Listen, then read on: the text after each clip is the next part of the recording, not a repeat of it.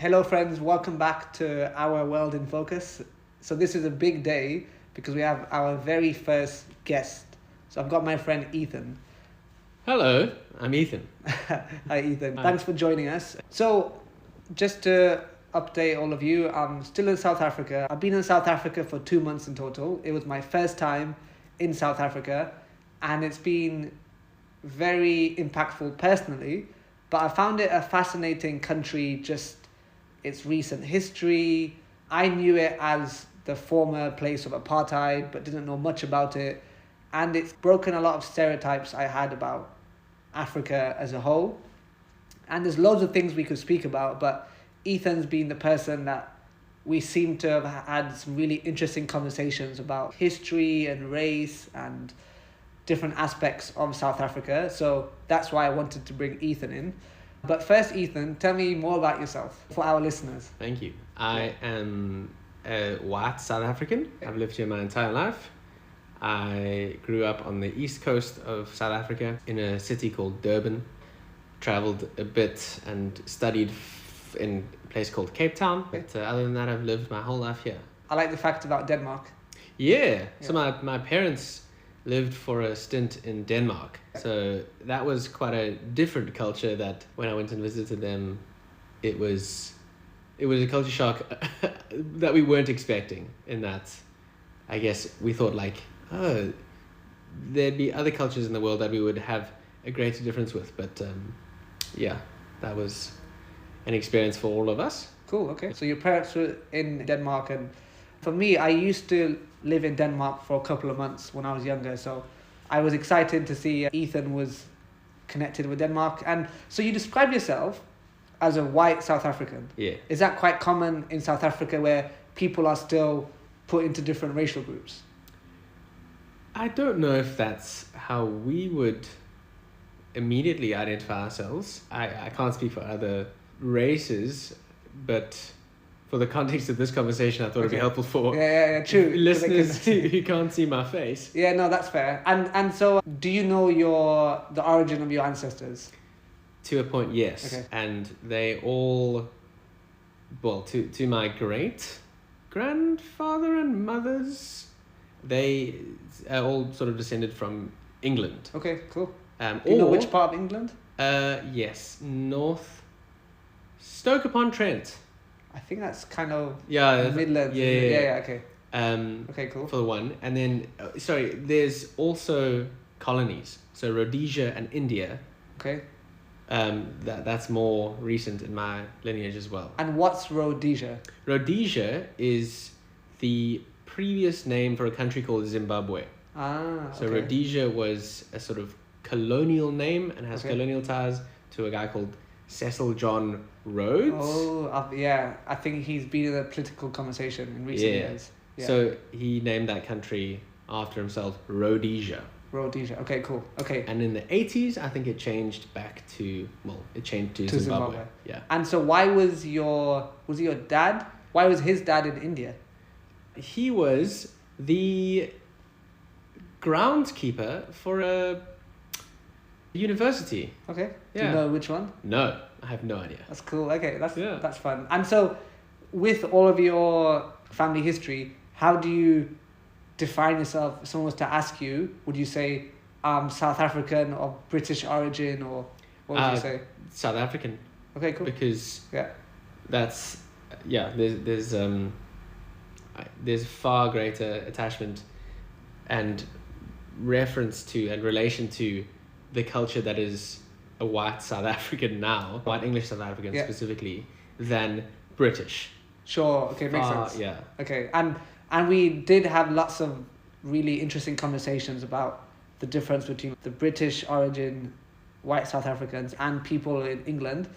I found that it was easier for me to relate to white English South Africans than white English people in England, which I still haven't figured out why. So so I can relate to your comment about it being different. You mentioned that white English, are there different types of white South Africans? Yeah, so there's mainly two groups of white people in South Africa. Okay. As a result of history and colonization. Okay. There were the white people that came from the Dutch settlers. Oh, okay. And those became the Afrikaans. Okay. And then the British settlers became, well, white English. Okay. So there's two sorts of white cultures living side by side in South Africa. Oh, fascinating. Okay. One Dutch, one English, and the Dutch people can, speak Afrikaans, and the English people speak English. Ah, interesting. Okay. And so, yeah, I've met a Afrikaans South African, and actually, their accents are a bit different. So, is Afrikaans their first language? Yeah. Oh, wow. Well, I mean, it can be. Okay, for 100%. some of them, depending where they're from. And it sounds a bit like Dutch to me. It is, but yeah, because it came from Dutch. Okay, cool. Yeah. And so, what's the relationship like between the two white groups in South Africa? Like, because I've heard about the Boer Wars or Boer Wars in the past. Yeah. So we had some wars in the past. Okay. Correct. Generally now there's not much sort of chips on the shoulder. Okay. There are some older guys who still hold some resentment. Yeah, resentment. Okay. But it's sort of like, I don't know, between maybe comparative to the British and the French. Okay. No one knows anyone who fought in any wars, but yet there's still some animosity. Okay. So, but on the whole, I mean, we happily coexist and can poke fun at each other and stuff, but there's no... Yeah, you'd have to travel pretty far to find someone who's actively... Okay, cool. Yeah. Okay, so there's just some... Because even I've heard a few stereotypes like Afrikaner... Is that what you call them? Afrikaner people? Yeah. But they like their barbecues and the braais and their meat. Yeah, so a braai is our word for a barbecue. Okay, cool. Comes from Afrikaans, I think. Yeah, I mean, there's stereotypes on both sides. Like, the English people are softies, like... whereas the Afrikaners are a bit more hardcore. Like rough and ready. Yeah, and they like more wild and... And they're the farmers. Historically, yeah. Okay. Yeah. And so, what would be the other racial groups that are kind of common in South Africa?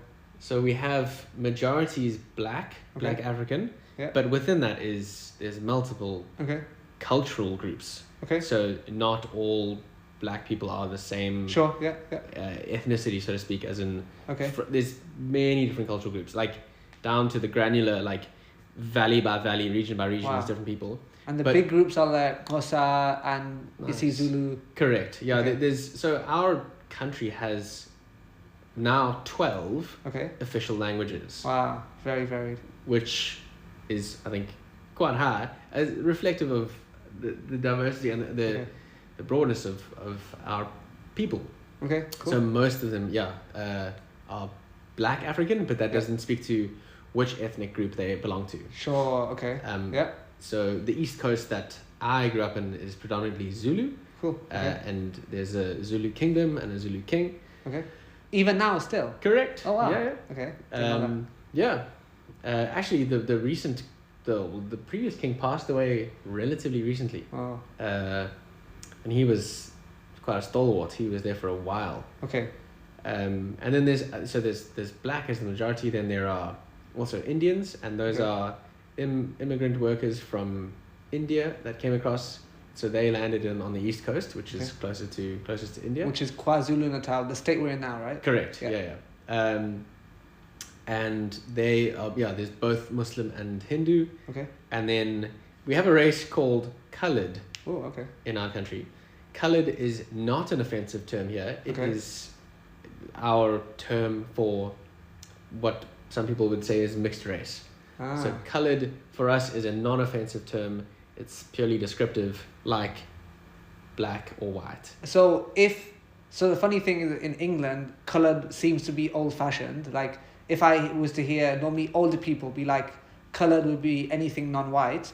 But in South Africa, if I called a coloured person mixed race, would that even be offensive? Or would that just be random? It would be... I can't speak for how they would receive it, but... But it's not common? It's not common, no. I think it's been popularised recently, but I don't think... I mean, shucks. Yeah. None of my coloured Yeah, friends okay. would be very chuffed being called Mixed race. Or actually, in England, what's interesting, I think it's always a tension and balance trying to think of terminology that can categorize people helpfully, but not simplify too much. But I think in England, I had some discussion about people now being called dual heritage rather than mixed race.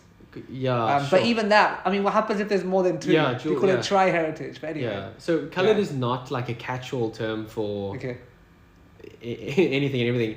It can, I'm trying to not be insensitive here, but it very specifically refers to a racial group which is either the product of a black and white parent each, or people from Malay descent. Okay, cool. So coloured is not just an anything. It's generally one of those two categories. Okay. But they appear phenotypically the same. And so, do you know roughly how many million people are in each racial group? I think, because I was looking myself. Yeah. Do you know, or should I? Yeah. Okay. I think I find some of this. What's that word when you look at the makeup of a country? You know, statistics, population, and stuff. Demographics. Yes, that's the word. Demographics. I think the population of South Africa is around 60 million. Okay. Yeah. And I can't remember the exact numbers, but 80% are Black African, which includes these 12 language groups and stuff. And the main group within that, about, I think, 24% is Zulu, about 20% is Xhosa. Nice. Did I make the right click? Yeah, close enough. Yeah. I like that language. And then Indians are, I don't know the percentage, but there's about 2 million Indians in South Africa. Yeah, most of them, the overwhelming majority are in our province on the Eastern Cape, and on the Eastern Coast. And I heard where we are now is the largest concentration of Indians outside India. That may have changed. Okay. That's a cool was fact. the case. Okay. But it may have changed by now. Okay. And that's why I felt very at home, which is cool. And so, so there's Indians, and then there's about 6 million white people, which includes the English origin and Afrikaners. But apparently during apartheid, there were 20 million. Or there was a larger proportion, apparently. I don't know about that demographic. Listeners can look it up, fact check. And then coloured, there's about 8 million, if coloured is a kind of specific thing. So, for some of our listeners, it's quite maybe a foreign concept. But some people will have heard of apartheid. And actually, I was speaking to a friend from England in the same age as me who hadn't even heard of apartheid before. So, what actually is apartheid if you're trying to explain it to someone that doesn't know what it is? Even me, I only know the year I was born in 95. I think it fell then, or the year before. And Nelson Mandela is like a famous figure, like one of those Gandhi type famous peace figures. But I don't know much about apartheid, what it was, and it'd be interesting, especially our conversations talking a lot about race, if we look into that. Yeah. So for the listener who can research it, I wouldn't go too much into the definition of what it is because they can research it, but basically it was the racial segregation of the population, and then the legal constraints and ramifications around that. So that for instance the restriction of certain land to certain races, and certain public property to certain races, and certain jobs and relationships to certain races. So basically splitting up the population by race, and then allocating them certain privileges or rights. And overwhelmingly they favored white people. And then it sort of worked its way down from Indian, coloured, and then finally black people were the least favored. Oh, okay. So it was actually like a graduated step of privilege. Correct. Okay. So not all races were equal, so to speak. Other than white, as in not all non-white races were equal. There were privileges that Indian people enjoyed that black people didn't, for instance. And so what is now far more relevant is the aftermath of that. Exactly. When those walls fall, what do we do then? That's fascinating. Yeah. So yeah, because you have these different groups that are separated, and it was from like 1948 officially. The racial classification in terms of legal Yeah. like ratification, there's different definitions for when it started. Okay. Like I mean, go back hundreds of years, like to when there were different racial groups treated differently. But when it ended officially was 1994. Okay. And from there, there's a huge conversation about what now. Okay. Like, we can't just sort of pull down. It's not the Berlin Wall where you can be like, cool, everyone walk across and you'll be all fine. It's like generations of people, millions and millions of them, have been disadvantaged. Like, that's all they are. And then suddenly the veil is torn, and what are they to do? Like, rural people suddenly can't walk into management positions or universities. Yeah. They don't even have schools. So we can't just be like, well, we pulled down apartheid. We've won. Yeah. Yeah, okay. We can't just like dust our hands off and be like, yep, that's over with. Okay, everyone, back to work. Yeah, wow. So because it's now been 30 years, and I mean, it sounds like it's a very foreign concept to be separated in different racial groups, especially so recent as well. Was the justification of it just genuine, like, racist ideas and policies on kind of like quacky scientists, or was it a more complex? Ooh. To help understand the aftermath, it'd be interesting to see what the justification, because to me it's very random. They're like, oh, there's, how do they decide the hierarchies, and this might be a long... I think that is long and complex, and not something that I am aware of, able to speak on. Okay, I think there may have been, well, how do I will say that I don't think it was born purely out of hatred. Sure, like, it's interesting. One group hate the others, and therefore they will be our subordinates.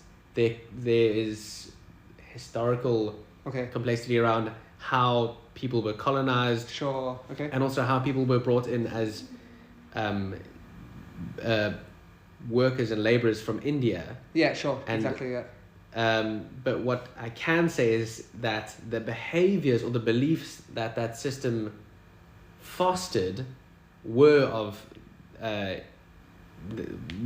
were of substance, in that people then held to them ideologically. Sure, and formed their own beliefs about the races as a result of that system. Interesting, that's really nuanced. That's helpful. Yeah. Okay, that's very helpful. Okay. So now we're in this post... in South Africa, is it very much like there was pre-apartheid and post-apartheid? Is it still in the conversation, almost like AD and BC? Correct. Yeah, I think so.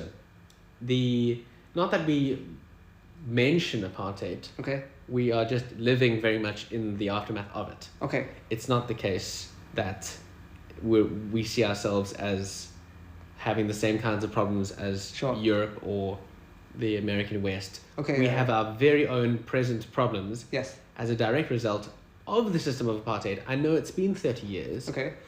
But there are some things that take longer to unpick or fix than just 30 years or like some harsh laws to sort of overcorrect the momentum. We couldn't just sort of, I don't know, hand out bachelor's degrees to everyone and call it a day. Interesting. Okay. There are real deep consequences that we still live with today. I mean, the fact that geographically or geospatially, whatever, the areas that were the areas that were previously white are still overwhelmingly white. Okay. The areas that were previously black, still overwhelmingly black. And they were called townships, is that right? What's the township? Yes, so a township in our context, a township in South Africa refers to basically a set of informal housing that can characteristically in the Western sense be thought of as potentially a slum or very low income housing. Okay. Nowadays, townships can also include buildings, and it refers more to the area, but Sure. it typically is more of a sort of informal houses built with materials that aren't Basic materials. brick and mortar, and it might be called a slum. Okay, sure. Okay, that's helpful. Yeah, so sorry, so you were saying that so still there's the white majority areas are still white, the Indian majority, and I've seen that myself. I've been to Durban North, where it's majority white. I've been to Chatsworth and Phoenix, which I've heard described as former Indian townships. And I've been to Bombay, you know, where Gandhi's settlement is. And that's majority black. So, okay, so even though people don't have to legally stay in one area, they're still, which kind of makes to me logical sense, right? Is in, you spent generations in one area, you won't necessarily move. I think one thing I want to ask about is what has been topical in the news. And it was funny hearing people in England have different opinions on this, and they never been to South Africa. They're like, the whole thing about Trump and the white farmers and the refugee thing. So for people, I think people can just look it up, obviously, and are probably aware of it. But in South Africa, what was that conversation like? Was it strange to suddenly have you guys in international media? Everyone's talking about your president, Ramaphosa. And as a white South African, what you're labelled as, how was it for you? Do you So, for the listener, the white farmer in South Africa has a disproportionately high danger on their life. As in, white farmers get murdered disproportionately more than basically any other population on Earth. They experience a lot of danger and are themselves, I mean, do you remember, well, I don't know if you know, your listeners probably won't be aware, but like Zimbabwe had a huge exodus of white farmers. And I met some of them in England, Yeah, because they were targeted and, so similar thing in well, not to that extent. But white farmers are basically vulnerable citizens. Generally, they're out in rural areas and don't have access to sort of metropolitan resources like police and armed security and stuff like that. And so, if they get targeted or in some way criminally offended, there's not much recourse that they have. So basically, like they are very much vulnerable. And a disproportionate rate of murders. They have a rate of murder disproportionate to their population size. I understand now. And most white farmers, like, it's a very hectic life that they live. Not only is it difficult to be a farmer and all that, but then they have to have their own insane security and firearms or radio with their other farming community members. Like it's quite a it's a job that has a weird occupational hazard that is almost like a lifestyle hazard. And now you add a high risk of murder. So basically, the size of their population and the number of murders that have happened is absolutely off the charts. Do we know like rough figures? Obviously, our listeners can fact check, but yes, do you have a rough idea? It's in the thousands of murders. Okay. Since I think 2015. Like wow. It's in a massive. Population of that would probably be like less than 1 million, or less than 20,000, I think. Wow. Okay, I understand. So it was a problem for how long? Since apartheid? Not necessarily. I mean, I don't know when you define it starting to be a problem. But like in South Africa, I feel internationally they were only aware when Trump was talking about it. It's been decades. Okay, wow. Yeah. Okay. It's not something that's just happened. So in South Africa, and is that why there seems to have been quite a large exodus of white South Africans to places like US? Like Elon Musk is a very famous example, or Australia. Yeah.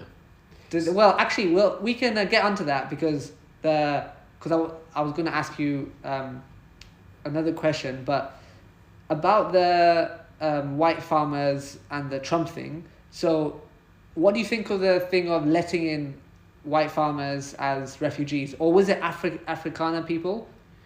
I don't know what the specifics were. But yeah, what did you think of? Because I heard some people like... or actually, I'll give my perspective, which I don't think I've mentioned to you. Feel free to push back as well. But I think from my perspective, I've been traveling in different parts of the world, as my listeners and you will know. And I think I only saw the sound bites and I was like, whoa, so Trump seems to have a very anti-immigration stance. And so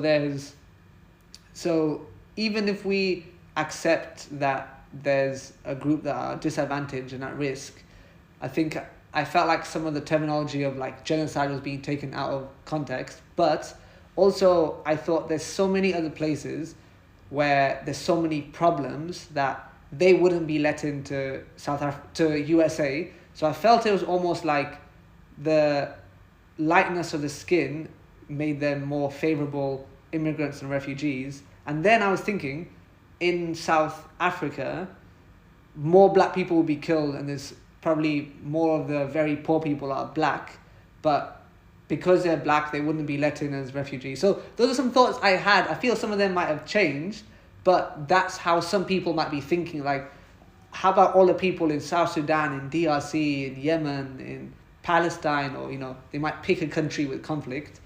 I know it's separate things, but yeah, does that make sense? I've just given loads of random, you don't respond to every point, but just to say what some listeners, if that was my initial impression as a, Indian British guy, sure, other people might have thought similar. Yeah, I can see how it comes across as like Trump cherry picking. A cause. Yeah. Potentially to offer some insight or to defend and get controversial. Yeah. Well, firstly, like I said, they are not simply like refugees of a water. They're like, his argument is they are being murdered at disproportionate rates, like they are being targeted. Sure. And that could be argued as like a systemic attack on a certain group of people, which could be pushed towards a genocide definition. So if they are being targeted because of their position or wealth or assets or whatever, and murdered, then you can sort of crowbar your way into some sort of genocide party, I would think. The second thing is they are highly skilled immigrants. Sure. They are business owners, farmers with probably a lot of assets to contribute to the economy and skills. So they're not sort of Joe Blogs, somebody who's rocked up and could be a burden on, I don't know, the social welfare system. I don't know. They're like actively contributing members of society that Trump probably found quite attractive. As in, these are people who can contribute to our economy immediately and obviously. Sure. As opposed to an unnamed, unknowable group of people who rock up and we don't know what their skill set is and like. Sure. So that might be why he categorized them as like attractive, like come to our country. We actually need farmers, like we actually need skills, and likely somewhat value system that overlaps quite heavily with the American value system, especially one of like productive and country kind of so that's helpful, and at least with your thoughts and my thoughts, the listener has different things to ponder. We could have a whole conversation about that, but that was a good taster.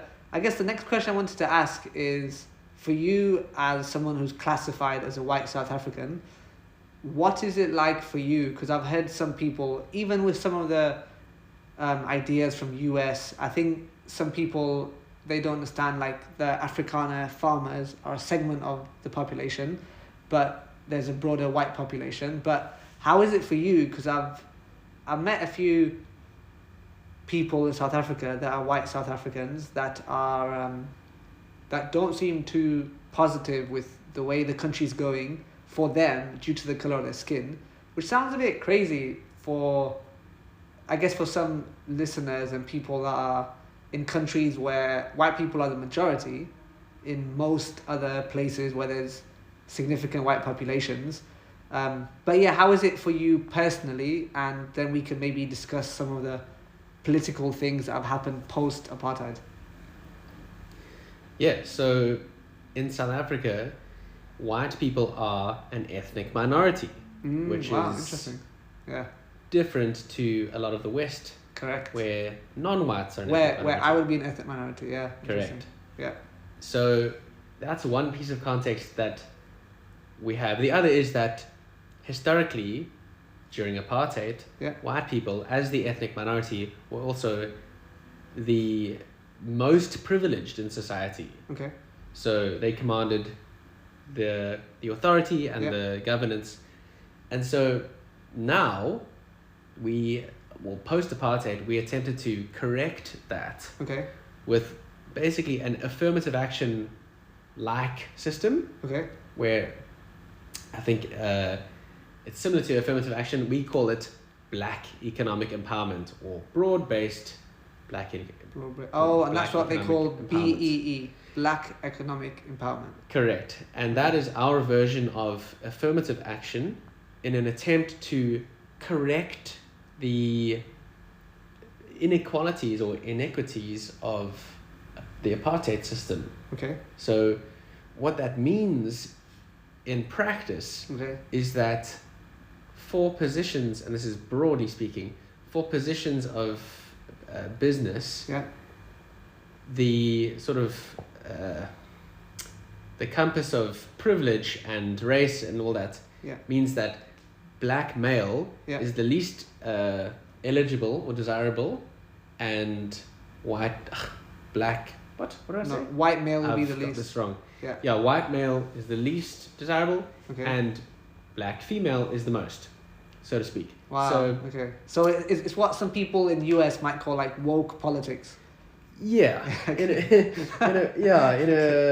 Anyway, yeah, sorry. Yeah. in an attempt to achieve a very like concrete outcome, which is like, it's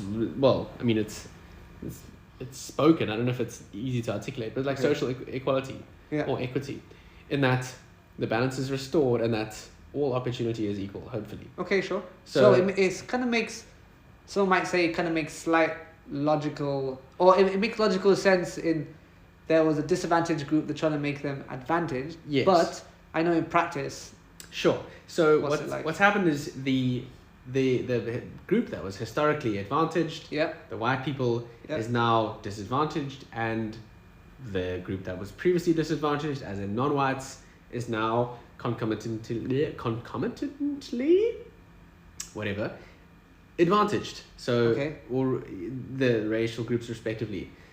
But what has happened is not so healthy, okay, in that in an attempt to correct, it's now firstly the door was left wide open for corruption, okay, in that people of this has become quite a race-based hiring conversation okay, that it's difficult to articulate, but basically positions of authority okay, are far and away handed to people of non-white Okay. races. Now, that's very obviously an attempt to correct for what would probably Historical happen. inequalities. So what would probably have happened is white people got Yeah. selected, Yeah. which, yes, we are trying to correct for that. So we hire non-whites instead. Okay. What that means, specifically personally for white people, Yeah. is that we don't get jobs, so it's more difficult for us to get jobs. Cool. So on the face of it, we get upset and either we start our own business, or we look somewhere else, or we get despondent, or we just throw in the towel and go, I'm going to England, or I'm going to Australia, or whatever. Okay. And so that's why you guys have started coming to the UK. Okay. Yeah, in droves. Yeah. So basically, the guys that would look for jobs and get jobs but can't because of the color of their skin, go look somewhere else in a market that is willing to accept them. Wow. Okay. What that means for the people left behind is, so say there was a position and it got filled by a non-white because a non-white had to fill it, even though they weren't necessarily qualified. It means that the non-whites who are left behind, often, this is a risk, is that they are pulled into positions that they aren't qualified for. Or they are handed positions because of relational connections or corruption. So that's the corruption aspect. Yeah. Okay. So what happens is, on the face of it, either there's these big sort of black-owned businesses that are on paper black-owned, but the people that own them don't run them. They just simply are the face of it. So they're getting a paycheck. Yeah, and so then the business is rewarded for being BEE compliant. But the black owners or black faces either are just the face of it in a paycheck, or they actually do run it, but they aren't qualified to. Sure. They were just pulled up there because they have the correct skin color. Sure. So what can happen is that people end up in positions that they're pulled into because of race compliance, but they're not necessarily qualified to be in these positions. So there's no specification for hiring someone who's non-white and qualified. It's literally just color of your skin. Just color of your skin. So it's very helpful to have. Well, it rewards the business basically. It allows them to have a government contracts, or other people will do business with them because it reflects well on their scorecard. They look like they're BE compliant. So, and it's just purely based on skin color. So what that means is you can end up having teams of managers or teams of leaders or directors that are there not because they are competent managers, leaders, or directors. They are just there because of the color of their skin, and that is potentially detrimental to the economy. Because they are not necessarily competent leaders. And so not only does it frustrate the staff, or the wrong people get hired and they get despondent, but they end up in positions not because they're greedy or evil or wrong. They're just pulled into positions that they're not qualified for, and they end up doing a bad job. And so they bottleneck things, or they make the wrong decisions, or they make poor decisions, or people go around them, or for whatever reason, they just are not the economic, so to speak, or the efficacious choice. And so why couldn't they, and why can't they just hire someone who's, let's just assume for a moment that actually the BEE historical correction, maybe it makes sense to correct people that were very disadvantaged. Why can't they hire people who are actually qualified and competent? Because then it would probably look overwhelmingly like a white workforce. Oh, interesting. So historically, the workforce was competent because they were given the better education and opportunities. Correct. Oh, okay. That kind of makes sense. And is it almost like could someone argue it's almost like a reverse apartheid in the sense that blacks would be the most privileged and then coloured, then Indians and whites? Or is it just all non-white? So if I, as an Indian and a black person were applying for a job under BEE, would the black person get the job, or do we both have a chance? It is like a reverse apartheid where the black person is favoured more. Yes, there are specific metrics for being black owned or black. So that black like majority or black proportion. So it is like a reverse apartheid in an attempt to correct it. Yeah, sure. But it is correcting for the outcomes of the education system and the business. So it's not the case that every single person in South Africa has equal opportunity, it's now the case that black people who had the potential to get X position now get X plus 1 or X plus 2. Sure. But the underprivileged black or the underprivileged white or the underprivileged anything is still potentially in the same position as they were.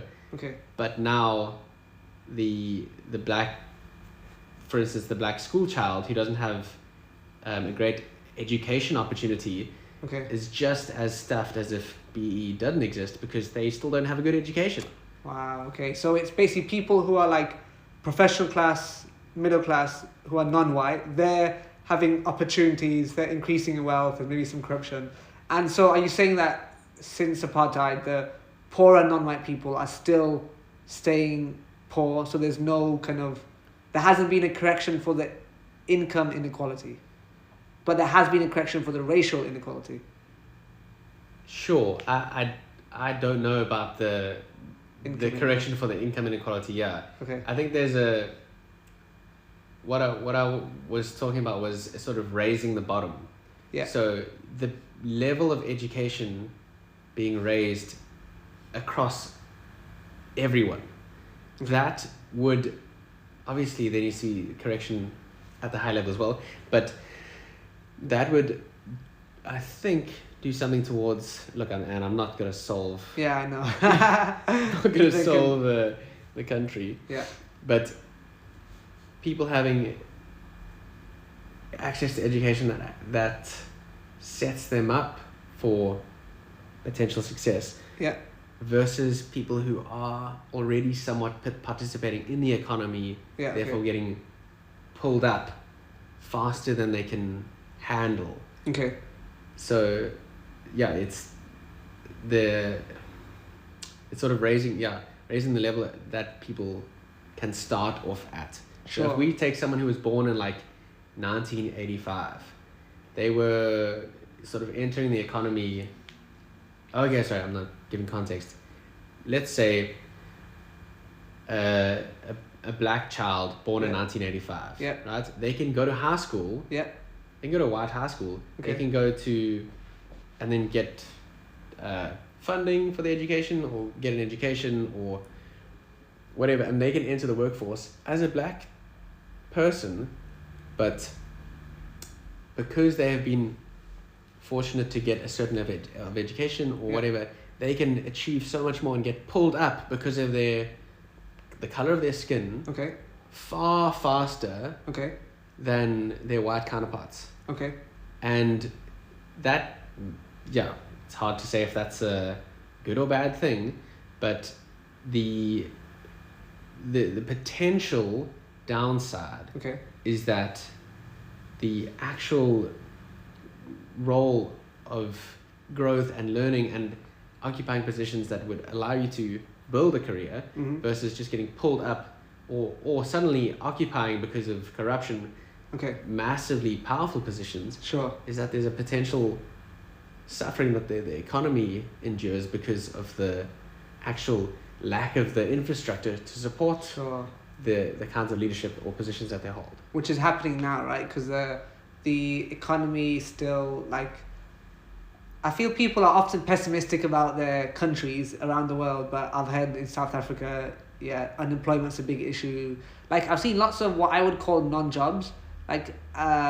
You're in a secure car park and people offer to guard your car and then you have to pay them. And I'm like, what kind of non-job is this? But someone corrected me or challenged me saying, actually, unemployment is so high. People need to do jobs like this. But I forgot my point with that. But I think my point was that the economy isn't so good. But South Africa, I've noticed, I was very shocked how unequal.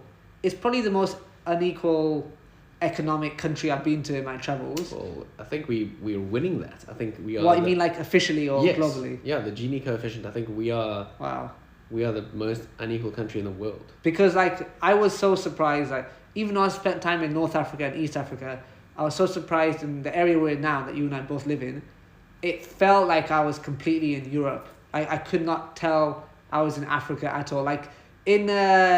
Normally in, I don't know, Uganda, Tanzania, Kenya, when you're driving between rich areas, you'll see the poorer areas or people on the street or the way the taxis look or something. But here, I was like, wow, it's so developed, roads are perfect, it's so wealthy. But then I went to Mahatma Gandhi, for the listeners. He developed his political philosophy in South Africa. He was here for 21 years. That's a fascinating topic in and of itself. He developed a settlement called the Phoenix Settlement, and that's in what is now a black majority area, Bombay. It always reminds me of Bombay in India, but I think it's Mumbai or something. I might have got it wrong. Anyway, that reminded me of like the Kibera slums in Kenya, which is one of the largest slums in Africa, or shanty towns. And I was like, whoa, like these two exist in the same country. So clearly whatever policy has been going on hasn't been elevating a large proportion of the economically underprivileged, right? And so maybe the BE has helped some people, but yeah, okay, that's a helpful context. Thank you so much for kind of summarizing, and I hope for the listeners we haven't confused you or gone too deep, but I know many of you will find it interesting because it's a fascinating context, and so you can understand why it's been interesting for me to actually be here. Any other things you want to share, or other nuanced aspects that maybe we've missed or will be interesting to our listeners? Yeah, one point is our official unemployment stats are very high. Okay. We have an official unemployment rate that is very, very high. Okay. But the CEO of our fastest growing bank for the lower income population has said that our unofficial unemployment rate is actually around 10%. Oh. And what he means by that is officially, when people are looking at employment rates and occupations, they don't account for jobs in the informal sector. Yeah. They don't account for people having convenience stores, spaza shop, kind of hair salon, a handyman this, trader that. Yeah. But what he's trying to say is that in the informal economy, things are happening and moving, and people are having jobs and are employed and are generating and contributing to the economy. Sure. Officially, it doesn't look like that because our stats don't recognize that. Okay. They just don't go there or get the numbers. But that is the area of the most potential growth for our economy. Not only potential, actual growth. Which is helping the lower socioeconomic groups elevate 100% economically. Which makes sense, and that applies globally actually. When you they become a new market. That's why I'm interested in eye care as well, because there's a big link between poor vision and the economy. So some of the research that we're trying to do is trying to do advocacy to help government recognize that when people are short-sighted, it's not I can't see, because you've had LASIK surgery, right? So you know what it's like to have no spectacles, but it's trying to get them to recognize it's a public health thing and an economic thing. So I can completely relate to that. How do you feel about your country in the immediate future? Do you feel like people, because you're painting, I guess, one aspect. It would be interesting if we had hardcore ANC, which by the way is a political party who are currently in power. It'd be interesting having someone like that, but what do you think going forward for your country? Do you think people will wake up and say, okay, this is crazy, these policies aren't actually helping the poorest of the poor, the skilled white people are leaving, it's racist, and if you were to say how bad it is, do you think there's positive change where people are waking up? Do you have trust in your political system, or how are you feeling about the immediate future as you for yourself? As me for myself. Yeah. I'm still here. Yeah, true. I still back this horse. Okay. And the people who've left, or the people who have become jaded and despondent might have other opinions, but look, we're still here. We still believe. Okay. There's not some grass is greener future that we're like, oh, we just need to make it through, and Okay.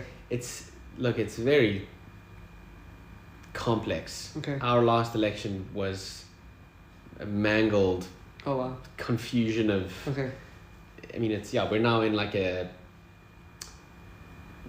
government of national unity, which means it's a coalition government, much like it seems like the UK is heading towards as well. Okay. But we've had to now, because there's such fracturing, we've had to now form a coalition government and actually work together, which is pretty tops. It's pretty great. Okay, interesting. In terms of the BEE or BBEEE, whatever. Yeah. Those regulations Yeah. have, to my understanding, just been increased, and they are now even more strict and even more overreaching. Not only do businesses need to be 51% black owned, they need to be reflective of the majority, so they need to be 80% black owned, and so on. Like, well, I could be mischaracterizing, but basically there are more absurd laws. There's now the law that Donald Trump was talking about, which has to do with land expropriation without compensation, which means the government can take land and not pay for it, which is bonkers. So this kind of stuff is still rolling around. I have faith in South Africans to make it through, as we have, but look, I'm still here, still backing this horse, as all the other South Africans around. That's good. We're all in the same boat. Like, there's no point in us getting all upset about our fellow boat members. True. Unless they're actively destroying the ship. True. Yeah. And the issue actually is largely, or a big issue which everyone would agree, is the corruption, and it seems almost like a class issue, not a race issue. And I get that, and I'm glad you're here, and I guess that's why our Christian faith is so important as well, to give us hope, you know, and willingness to fight for the country. I guess I wanted to end with a section that's slightly more lighthearted, which is just, what do you enjoy about being South African and living in South Africa? Oh man, the things that we hear from South Africans who return from staying or living abroad is that there's just something lovely about South Africans, just how warm they are. Wow. And living in that, I think we can get complacent and sort of change blindness. We don't see that it's happening. But to enjoy the fact that I can talk to people and have lovely conversations and make eye contact with people in public, and my parents were the ones who expressed this to me, is that, like, it was very difficult for them in another country to have that. That other country, Denmark, did not have the same sort of social norm of looking at someone in public in their eyes. It's crazy. Wow. And so being able to do that, I think, there's a huge resilience and positivity in South Africans' hearts. They hope for something better. And it's not we have real problems. Like, we can look in any direction and find real problems. And so there's not a moping about or a despondency, or like a finding of tiny little things to get caught up in. Like, there's stuff to do and people to help and problems to solve. There's more problems to solve than we can really get our hands dirty with. So we're really busy. We're really trying. And it's making real change. Like, good. We see people and we love them. And I think South Africans are really good at connecting with each other and seeing. Yeah, that's beautiful. That's really beautiful. And actually, I can echo, like, for me, it's been very special being in South Africa. I feel like it's tricky because I've only been in one segment, in one area, in one church, right? But if I'm extrapolating it, and from what I hear other people saying, people are being so welcoming, so friendly across all different racial groups, if they're trying to be classified. And I really enjoyed it. And I was speaking to my colleague Kovin why I'm here in South Africa, and I was like, you know, if I actually had a job here, I would consider living here. And the interesting thing is, it's probably the first place in the world in my travels I'd say that, which is completely unexpected for me. And I really connected to like my East African heritage, my Indian heritage, but actually living there, which can, I mean, we can do podcast episodes on that, you know, what I liked, what I didn't like, but there's enough things that I like about here. I'm like, wow, I actually would consider living here. I know I'm in a bit of a honeymoon period. I've only been here less than 2 months. Everything's exciting. And like these problems that we mentioned would probably grate on me more if I lived here. But yeah, keep fighting the fight, keep living the life. But yeah, thank you so much for sharing your stuff. Any final words to our listeners? We would be happy to have you. Nice, yeah. Visit, have holiday. And also, I don't think Durban's that visited in the tourist route, but Durban's fascinating because it has significant Indian population and all the racial groups are kind of like close proximity. The weather's stunning. We're in the middle of winter and it was like 23 degrees outside today. Yeah, the weather here is the best in the world. You know what? Yeah, genuinely, I'm like... Objectively. Yeah, I get it. Yeah. There's nothing that beats it. I mean, it's in the middle of winter and it's cloudless blue skies. No, it's true. It's 20 degrees, yeah, or 22, 23 degrees Celsius. Yeah, it's a game changer. So, so listeners, check it out. And thank you so much for listening to quite a different episode. But please let me know your thoughts. You can comment on the podcast platforms you listen to. So please rate, like, and follow the show. And I hope to bring more interesting conversations to you soon.